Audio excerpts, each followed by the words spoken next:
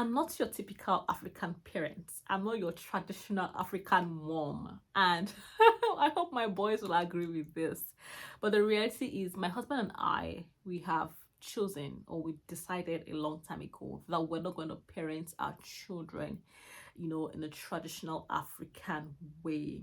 And don't get me wrong, there is nothing wrong with a lot of our traditional values, a lot of our cultural values, and our parents parented us this way, because that was what they knew. But the reality is that some of those things, that those traditional parenting styles, the reality is some of them are not very healthy for children. And if you live in this part of the world, we live in New Zealand, in the Western world. If you choose to parent your child as, like traditional African parents, you may end up hurting yourself and hurting that child. And so, we have decided to parent our boys differently, and I'll be sharing with you 5 ways that we have decided to parent our boys differently. I have chosen to parent my boys differently. Well, it is an agreement with my husband and I, really, and it's working for us. We've chosen not to do things the way we were sort of brought up. We've taken up, we've picked up the good sides, and then the not so good ones. They're like, nah, we're not doing this. We're gonna do it differently. So I hope that you pick up 1 or 2 things from this video. And yeah, let me know what you think. Are you choosing to raise your children in a traditional African way, or are you tweaking things up? Are you infusing some other things that I will be sharing? Let me know. So number 1, I encourage open communication, not just do what I say. How traditional African parents and Nigerian parents say, just do what I say, do what I say, do what I say, because you ask me a question, why should I do it? Oh, because I said so. Nah, I encourage open communication with my boys, and I let them know it's okay for us to have different views.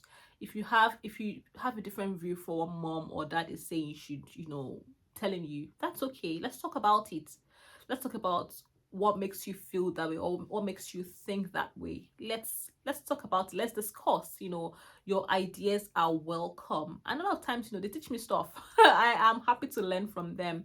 And I realized that sometimes, when a lot of times when because we have that open communication, they can come to me and say, Mom, why do we have to do this, or why can't we do this, or I'd rather have this instead of that, or I don't agree that we should be doing this. And then we had that conversation. I asked them, oh, why did you say that, or what makes you say that? And they're like, oh, because of this and this. And then we can talk about things. It helps me to understand where they're coming from. It also helps them to feel that they are heard. It helps them feel listened to. I use that to also validate how they feel. I don't sort of dismiss it. I don't shame them for it. And I highlight the positives and what they've said, while also explaining why I said what I said to them, or why I think this is important, or whatever it is. It's important. Sometimes they even ask questions about God, about the Bible, and it's important that they feel heard, they feel understood. If I give them an instruction, and I do not say because I said so, why do we do things this way? I can't remember. Or sometimes they ask me a very interesting question: why do we do things like this? And I realized that I had been doing it that way. I can't remember what exactly, but I realized I had been doing things that way because that was how my mom did it, and he was suggesting a different kind of way to do it, and I was thinking to myself, even though I said do it the way I said, but the way that this boy is the idea he has, it makes sense. It makes sense. And I was like, yeah, you don't have to do it exactly what the method I have told you, because the way you are also suggesting, I mean, we'll get the same answer, the same result. So having that open communication in our parenting style, has helped a lot. So it helps to build, confidence in them, and it's just been very helpful. Number two is I discipline with explanation, and not just fear, not fear. Back with the African style or traditional African parenting, you want to discipline them with instilling fear in the children. If you don't do this, I'm going to punish you. If you don't do this, I'm going to beat you.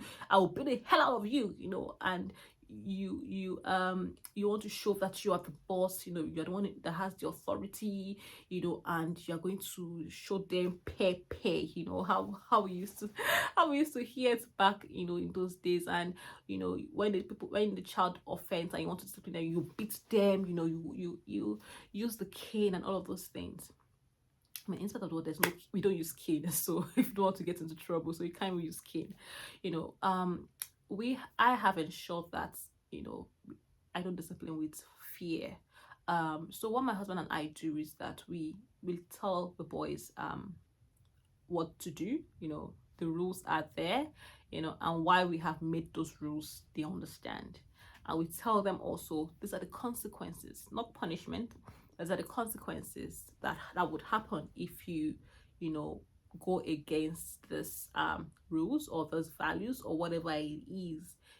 For example, it could be that you do not get to watch TV. It could be that your devices are taken away from you. It could be that whatever it is, these are the consequences.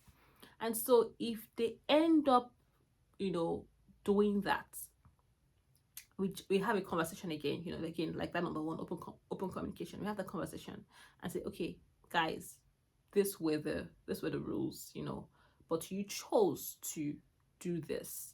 It means that you automatically chose the consequences of your action, because how many times the mommy corrects you, and this is, the rules already. So they end up, we have that conversation and realize, okay, it is it was our choice, and they accept the consequences of their actions. Sometimes we have mercy on them, sometimes we overlook it, but at the end of the day, we a lot of times ensure that they serve the consequences of their actions. So we discipline, explaining why that is, the discipline is the way it is, not just making them to be afraid of daddy or making them to be afraid of mommy shouting and yelling and carrying. No, we don't do all of those things. Now there is no cane. We speak to them even after the consequence. We still have a conversation. Why did you have to be grounded from watching TV, for example, because of, and they have to talk to us, and then we say, this is the reason why daddy and mommy love you. We always also make sure that we emphasize our love for them. It's not out of hatred or anger or whatever. It's because we do not want you to continue to behave like this, and we have corrected you. So that's what we do. We do not just sort of beat them out of anger and annoyance and fear, instill fear in them. No, that's so we ensure that we teach them the moral lessons, and we teach them values. So that's the advantage of that. And number three, we model respect. We don't just demand it. How traditional African parents all about, you must respect me, that's disrespectful, nah. I mean, it's true that some actions are disrespectful, but we also respect them. So we ensure that we don't disrespect them or call them names or behave disrespectfully to them, because in other words, we are teaching them that if we treat them disrespectfully, we are telling them that it is okay for them to also treat people or other people disrespectfully. So we model the way we want them to treat others, by the way we treat them. And it's very important. We don't say you must respect me and then crush their ego, crush their self-esteem, crush their self-worth. No, we don't do that. We are respectful in the way that we deal with our children. So we model it. We model it to them. We model it to other people that they can see. When I'm talking to my parents, they can hear how I talk to them with respect. So they are seeing that also. When I talk to adults, they are seeing that also. If they are respectful, to other people. You know, we caution them, we talk, and even when they say things in passing as a comment about somebody who is an adult or their teacher, like, no, we do not talk about people in this sort of manner. So we teach them also, apart from just modeling it. Very important. Yeah, and number 4 is build emotional connection. I build emotional connection with them. I don't just provide, or my husband and I don't just provide. That's not just our responsibility. You know, the traditional African parents, you just think, once I send you to school, I buy you clothes, I buy your textbooks. You know, what else do you want? Nah. Sometimes they're not really present. They don't believe in emotional connection, emotional bonding, things like saying I love you, or playing with you, or just being there to hug you. Nah, what's all that? They don't do it. You know, but my husband and I are doing things differently. We ensure that we spend time with our children, we bond with them, we have games. If you've watching our channel for a while, you know that we have games nights with our boys. You know, we foster emotional connection. You know, that helps build their confidence also. It makes them to be able to know that dad and mom are approachable. We connect with them, you know, at that level, which is really, really great. So that's one of the ways that we don't do traditional African stuff. Yeah. The last but not the least, number 5, is that we promote self-worth, you know, beyond just sort of achievement. We don't you know how traditional African parents sort of make you feel low or speak unkind things to you when you do not perform, when you're not getting A's, or when you're not coming first in your class, you know. And then when you're first, yay, that's my child, you know, we're getting awards, yay, well done. But if you are second, why will you come second? Person that is first, they have 2 heads. You know, that's a traditional African parents. You know, we don't do that. We don't focus on, you know, achievements. We focus more on effort than achievement. So we do not sort of just praise achievement. You know, we praise their effort, we praise their courage, we praise the fact that they were brave, we praise their attempt, we praise their creativity, we praise their kindness, we praise their honesty. So we focus more on their character, praising the character, praising the effort they put into something, irrespective of the outcome. You know, whether they achieved, you know, or they did not achieve what they wanted to achieve. I mean, they dared to dream, and you know, they made a bold step to dream, and you know, they may not have achieved what they wanted to achieve, but the fact that they dared it, you know, we praise that a lot. I was asking my son, talking to my son recently, I was saying, like, you know, with dad and mom, we are always interested in you excelling.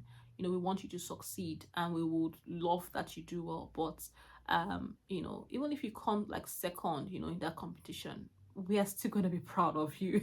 You know, even if you don't qualify, we will still be proud of you, you know, for your efforts, the fact that you even got selected. You know, like, there's a lot that goes into this, and we do not just, yeah, I guess what I'm trying to say is we don't just praise achievement. At the end of the day, we want them to know that their worth is not based on what they do, it's based on who they are. And that's one thing that my husband and I want our boys to know.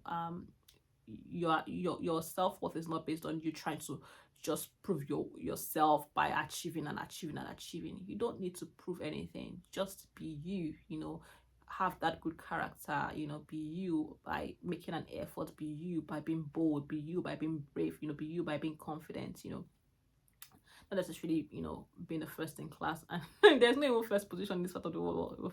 Here in Israel, they don't do first or second or third, you know, in primary schools or even in high schools. So yeah, these are the 5 ways we parent our children very differently from the traditional African parenting style. Right. So let me know what you think. Was this helpful?